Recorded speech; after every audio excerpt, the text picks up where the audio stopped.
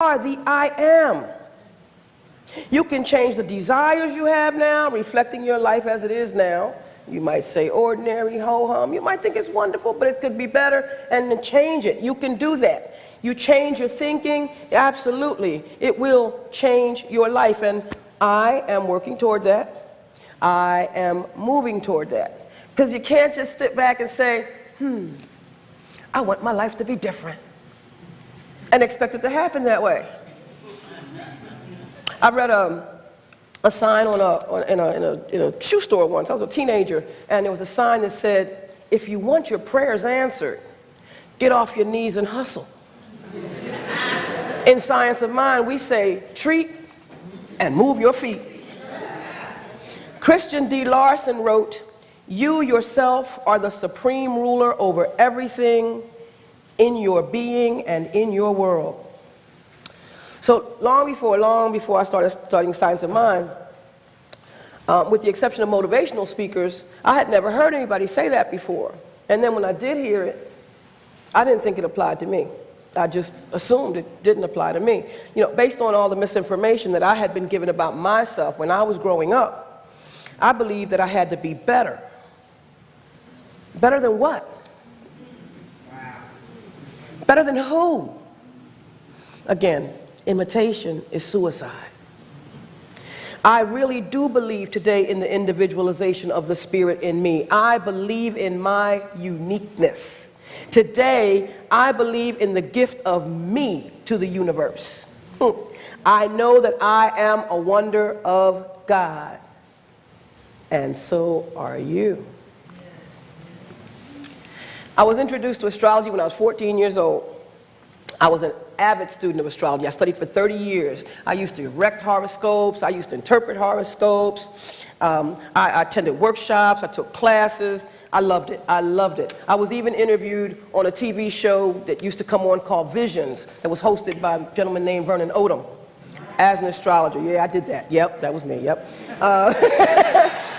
And I didn't even think about it. It was just something I did. Or at least that's what I thought. Today I know that everything I did was preceded by every thought I thought, and that even though I never said it out loud to anybody, at the time I did want to be a professional astrologer.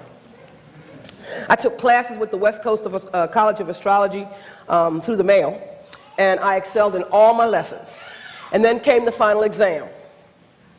I didn't take it. I had stumbled on and was searching for and stumbled on the answer to the question that was being asked. We had to interpret someone's horoscope, and I happened to find who that person was. And I thought, well, if I do this, I'll be cheating. I never had that urge to do that sort of thing. So if I do this, I'll be cheating. I really should contact them and let them know that I know the answer and that they should give me a different test. I didn't do that. I did nothing. I did nothing. I made a decision not to make a decision. Raymond Charles Barker wrote that indecision is actually a decision to fail. And that's exactly what I did. I failed. But I told myself that I was a failure. And then that became a pattern in my life. I wanted to impress people, but I wanted to impress people who weren't doing any more than I was. I wasn't doing anything, and they weren't either. The Science of Mind has aided in giving me back to me. It taught and teaches me what Les Brown said, that you have something special. You have greatness within you. Today I know that that applies to me. I am one of God's wonders, and so are you. In 2008, 2 weeks before my mother made her physical transition, right before she went into surgery, she spoke her last words to me in Spanish. Quédate tranquila, nena. Stay still, little girl. As God's wonder, the spirit that flowed through Mommy told the same spirit that flows through me to be still, so I could know her and myself as wonders of God, so that I could accept and trust my oneness with what life seemed to be presenting me in Mommy's last physical days. I had to learn that I was manifesting what was happening in my life. I had to learn my inner strength.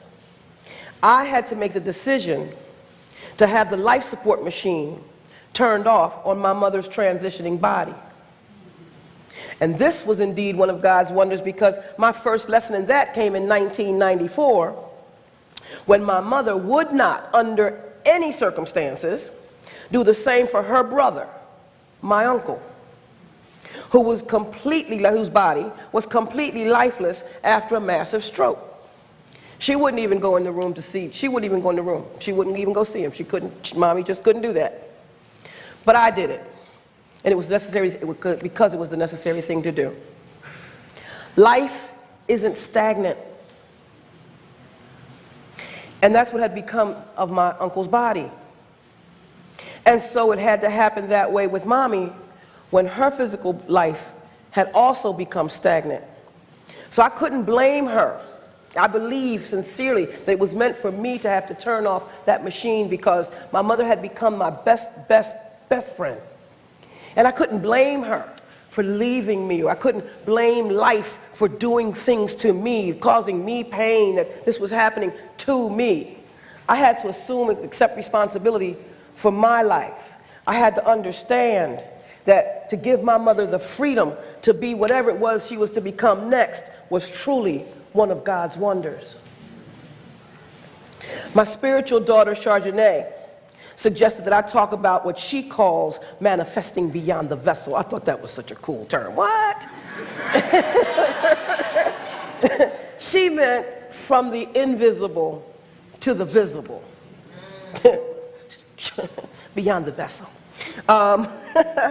And a small example of that was last Monday morning at work when I walked in. I didn't have any fruit. I didn't have anything to drink, and I wished. I sat there with, oh man, I certainly could use a banana right about now, because the potassium level seems to be low, and I definitely need some water. And just a little bit later, one of my coworkers walked in. Rock. He walked in. He's a creature of habit, he says. His wife is on jury duty, and every day he would bring her some fruit and some water. And she wasn't there that day. So I became gifted with a banana, a bottle of water, as well as some strawberries and blueberries. Another example is me standing here right now.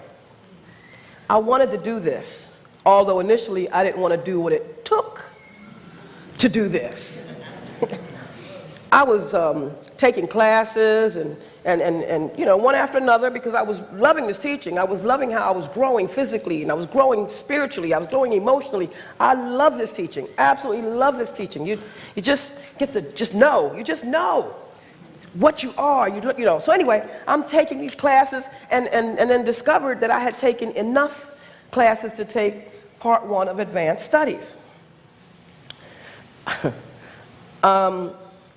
So I did that, and a year after, Reverend Sheila Pierce, the founder of the Center of Peace, invited me to take the second part, and the rest is simply marvelous. It's God's wonder. And yet another example is the day in April of 2015 when I was having a moment, just having one of those moments, and I was standing in the middle of my living room, and I called the mommy for help. Now, mind you, she had transitioned in 2008. But just standing in the middle of my living room, and I just called for Mommy for help. Help me, Mommy! And a few days later, a letter came to the house addressed to my mother. Now mind you, again, she transitioned in 2008. The letter was from a mortgage company that had sold her house in 2003. For 15 years, they were holding a check that was that they had an escrow. 15 years. But it wasn't until I asked the individualization of the one spirit that I called Mommy for help did I hear from this mortgage company. That's manifestation. That's beyond the vessel. That's God's wonder. That's absolutely marvelous.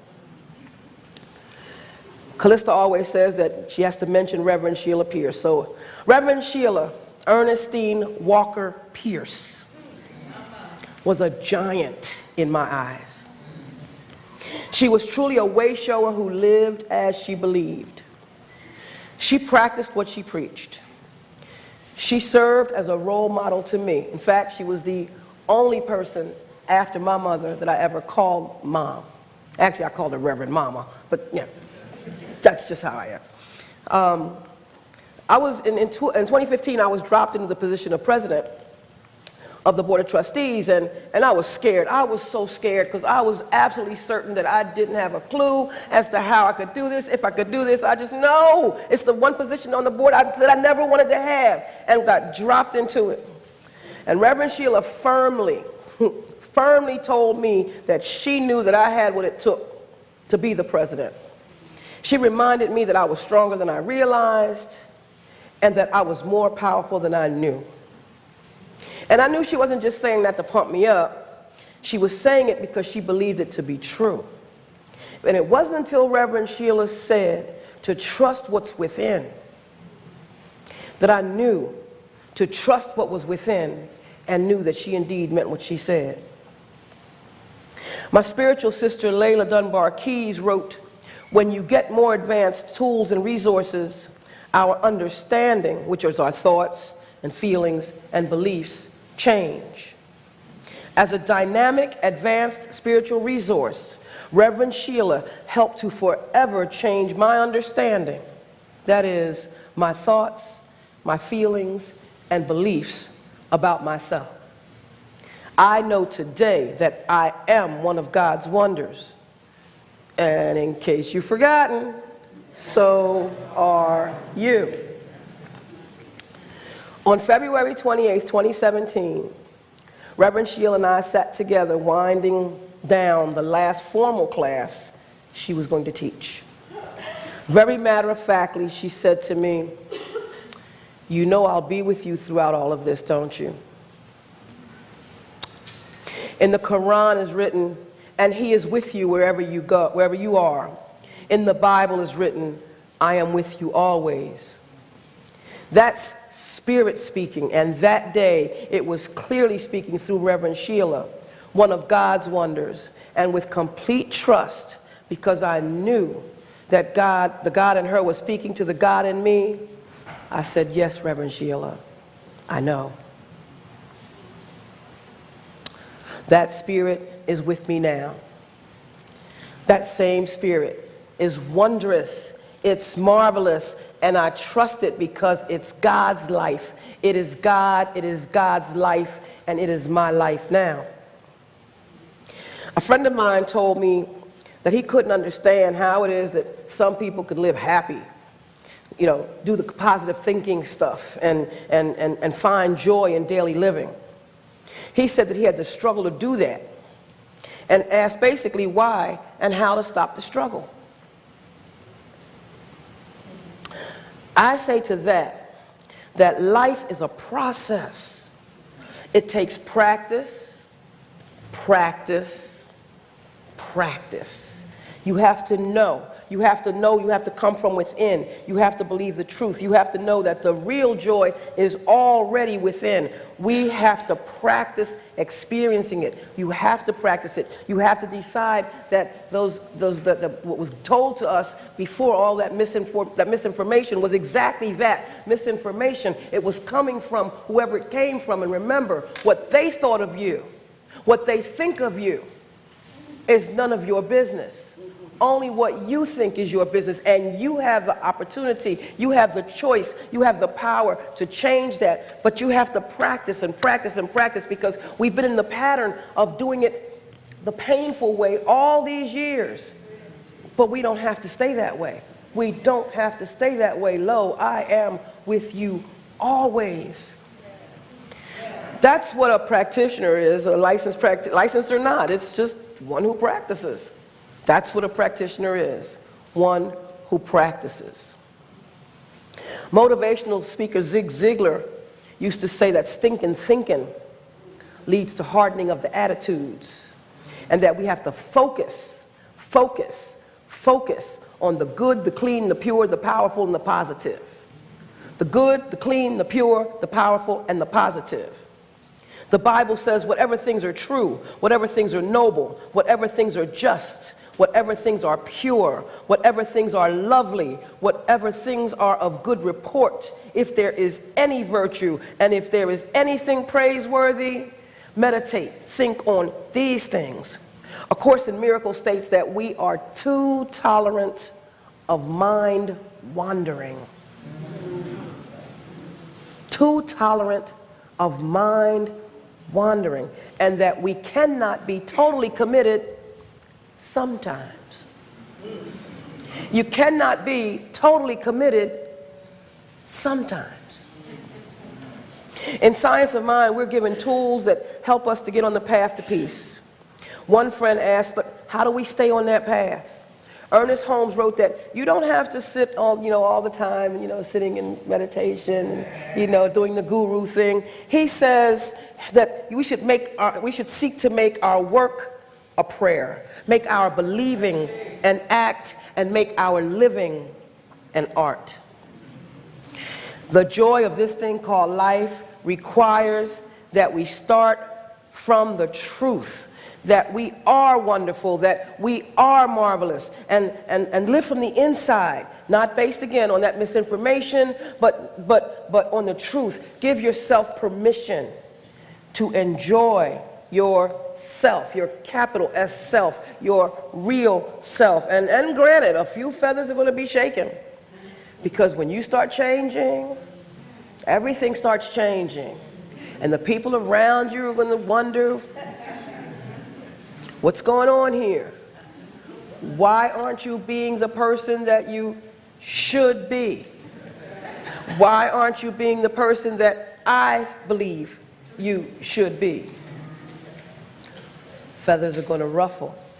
Things are going to change. The song, Ooh Child, by the 5 Stair Steps tells us that things are going to be easier, that things are going to be brighter, that we'll put it together and we'll get it undone when our heads are much lighter. We'll walk in the rays of the beautiful sun. If you accept the truth of who and what you are, things will be easier and things will be brighter right now. Again, I believe in the individualization of the Spirit in me, and I am an individualization of the one Spirit. And so are you. I believe that heaven is within me and it's within you, and we experience it to the degree that we become conscious of it. I believe in the unity of all life, and that the highest God and the innermost God is one God, and it flows through me and it flows through you as life's wonders. I believe that God is personal to all who feel this indwelling presence, and that presence is marvelous. It's the wonder of God. It's presented to me. It can be present to you. It is personal to me. It can be personal to you. It can be. It is. And so it is. Practitioners.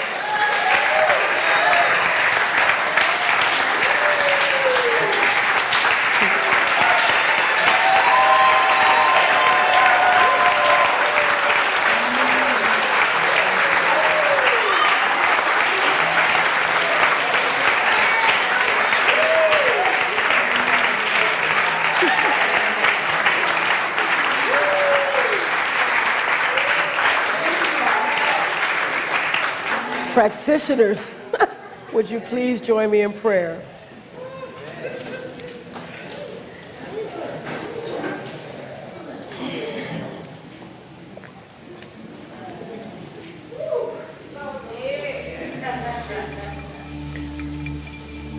I am recognizing that there is only the one magnificent power, the one magnificent presence, that there is only one. It is all one. It is all good. It is all God. It always is, always has been, and it is that wonderful spirit, that marvelous spirit that flows through each of us Each of us, because we are one with that spirit, we are that energy called God. We manifest God. We express God through our individual lives in our own unique ways. We are given that gift of truth, that gift of love, that gift of choice to do and be who it is that we want to be, who we desire. We recognize that life is not stagnant.